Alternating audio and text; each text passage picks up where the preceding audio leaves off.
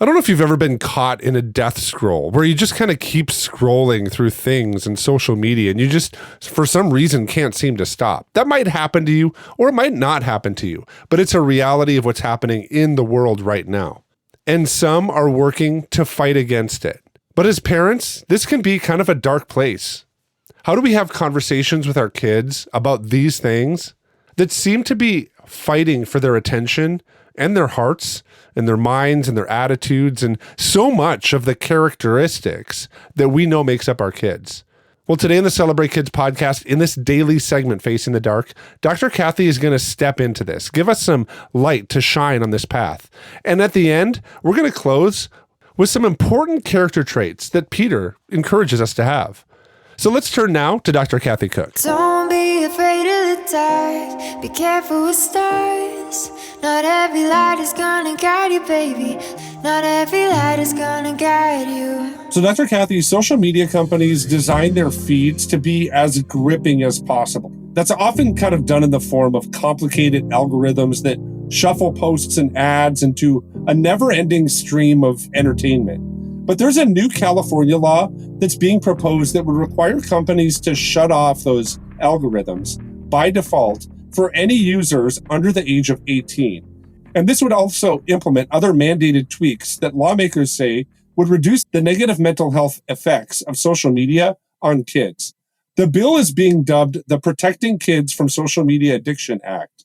So Dr. Kathy, I think this is really interesting, partly because there's a book by Christopher Watkins that goes into incredible detail to talk about how we need to, in some aspects, engage the understanding of what a story is. He kind of talks about this idea of having a chronological view of history versus having a topical view of history, which is what many social media companies look at. They kind of build an understanding of reality for us based on a topic that we might be interested in, rather than showing us a historical chronological view kind of the day of how people use different social media. And it kind of prepares us or conditions us to see the world in the sense of the things that excite us, the topical view.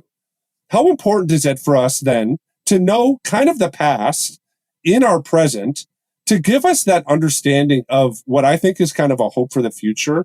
And then I'd also like to have you kind of explain what happens when we think that the most important thing is the here and now, that topical view of reality. This is fascinating. If we get stuck believing everything is about the here and now, then everything is about me in the here and now. And it's a selfish, self-centered perspective. And I don't think about the consequences of my action. So I might as well drop out of high school because that'll make me happy now versus thinking about the goals that I say I have for my tomorrows. Very, very interesting. To know the past, I like to say to people, leave the past where it belongs in the past, and yet understand what has happened because of it, learn from it. It would be tragic if we didn't recognize that we are today who we are, partly because of who we were and who we were influenced by and what we did. So the past matters as we look back and learn from it. The present, is obviously it matters greatly because it causes tomorrow. I like to teach kids today causes tomorrow. Today matters because the tomorrows are big and bright. Tomorrow is where we can be the change agents for God's glory, who we hope to be. I've taught people, I think this is in the book 5 to Thrive in the purpose chapter. We have present day hope, distant hope, and far distant hope. So distant hope or near hope can be, I will do well on the science report in 2 weeks. Near distant hope, near hope. And, hope in the future would be a young girl who finds a guy she wants to date and marry. Hope for a young man might be following in his dad's footsteps and becoming an accountant and taking over the firm and also falling in love with a beautiful young lady. And, so believing those dreams for the future matters greatly. And that has to be based in reality. The present matters because if my dreams don't fit my reality, I will be despairing very soon. Yeah, Dr. Kathy, I think that's helpful to think through that. If our dreams don't match reality, we're going to despair. That's something that John Stonestreet kind of talks about too. And our friends at the Colson Center outline this in a lot of the things that they write, that despair and those kind of things, it's not really what we're kind of driven towards or created for. Chuck Colson kind of would say that those things are really actually sins. But we often kind of find ourselves trapped in what I would say is kind of the cultural moment. And John Stonestreet often says, we shouldn't get lost in the cultural moment and forget the greater storyline of what God is doing in the world and open up our understanding of the past and also the future. I think having a view of the past can drive our understandings of who we are and where we've kind of come from, and also really what we're created or designed for, what we have maybe natural tendencies or talents in. When we look at things like social media, we understand that we're really being conditioned to see the world without a past, right? Without a context. We hear about some war in Africa or something, and we just hear about it in today's setting, not understanding the context of what happened in the past to what drove it to have this kind of reality now in the future today. This is fascinating to me, and I genuinely mean that. I haven't thought about this before. But you're exactly right. To bring it back closer to home, if somebody posts about, how well a kid did in a drama or how well a whole school did on a cheerleading competition, if a mom posts about how well a child did in a cheerleading competition, we have no clue how long she's been a cheerleader, how many hours she's been practicing, how much money has been spent.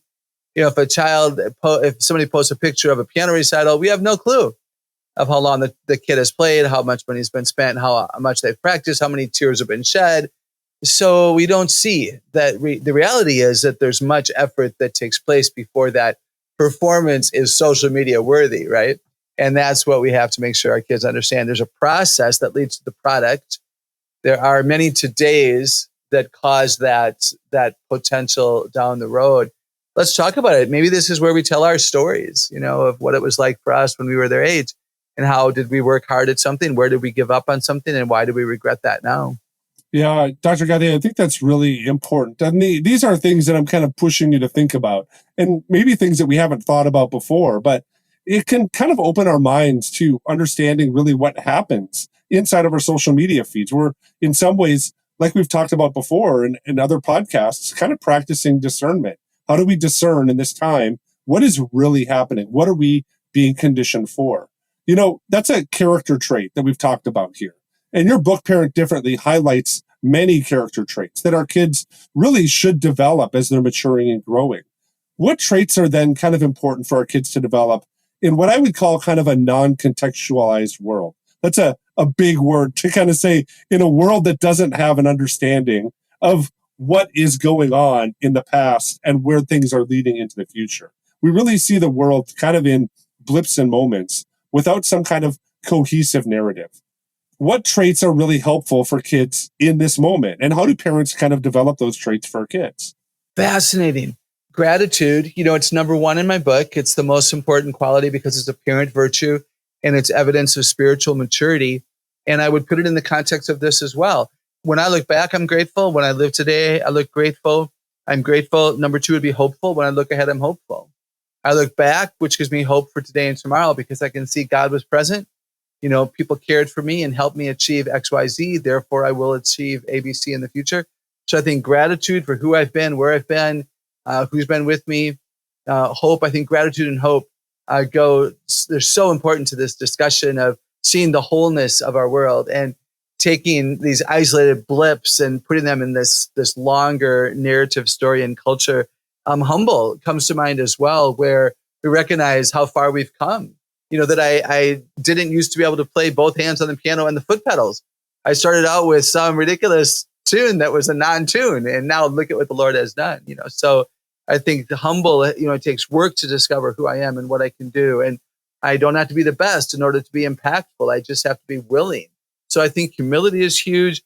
Resilience comes to mind. I wrote a whole book on that. Resiliency is one of the top 13 qualities because resiliency is what allows us to overcome trauma. Resiliency is what allows us to overcome the despair and the defeat and the disappointment about the way the world works. And so if I'm not resilient, I just fall down and stay in the valley. Woe is me. But when I'm resilient, I recognize that I can overcome so much of what has happened and discover more about my potential. And I wonder if another one I would mention is unselfish, because that's if it's all about me in my moment, then I don't care about anybody else. Then I'm very selfish. I want what I want when I want it right now, and I'm not going to help you. If I'm unselfish, then I serve and I want other people to discover their beauty as well. And now the whole world is affected by that. It's fascinating to think about. As Dr. Kathy was going through her list of character qualities that she's found to be really important for kids to develop, it reminded me of another set of character qualities that Peter talks about in 2 Peter chapter 1, and I'm going to begin reading at verse 5. For this very reason, make every effort to add to your faith goodness, and to goodness knowledge, and to knowledge self-control, and to self-control perseverance, and to perseverance godliness, and to godliness mutual affection, and to mutual affection love. For if you possess these qualities in increasing measure, they will keep you from being ineffective and unproductive in your knowledge of our Lord Jesus Christ. But whoever does not have them is nearsighted and blind, forgetting that they have been cleansed from their past sins. The encouragement that we get from Peter is similar to the encouragement that we have from Dr. Kathy here, that the work of building good character and good character qualities isn't to make us a better person, but it's to guide us into a place where we remember our foundations, where we understand the storyline of what God is doing in this grand narrative that is our world and is history. He's invited us into it for such a time as this. And building the character traits that Dr. Kathy talked about, and being conscious of the different character traits that we find throughout Scripture, well, that reminds us of the grand narrative and our place in it, our role in it. And it can inspire us to then shine bright lights into dark times that are working to take captive the thinking, the attitudes, the habits, the rhythms, the loves, the labors, the loyalties, all the liturgies of our kids. I want to thank you for listening to the Celebrate Kids podcast in this, our daily segment, Face in the Dark. On behalf of Dr. Kathy Cook, my name is Wayne Stender, and I'm looking forward to seeing you here again tomorrow.